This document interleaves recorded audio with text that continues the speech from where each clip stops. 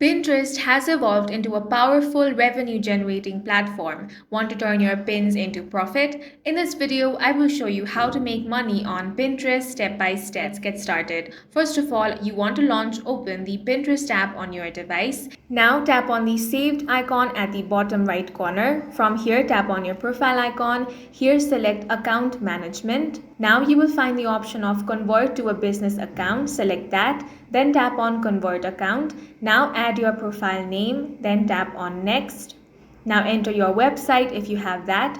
Now describe your business, then tap next. Select if you want to be running ads, tap next. Once your business account has been created, you want to enable rich pins and shop the look. In Business Hub, you want to apply for rich pins to pull live metadata directly into your pins. Then you want to start posting idea pins. Now you want to apply for creator rewards through the app. You can also sign up for affiliate networks like Amazon Associates, Share, Sale, or Reward Style when your pin products include your affiliate link in the pin's destination URL. Every sale tracked through your link earns you a commission. You want to research trending keywords with Pinterest Analytics Trends tool, then design vertical pins with bold text overlays and engaging imagery.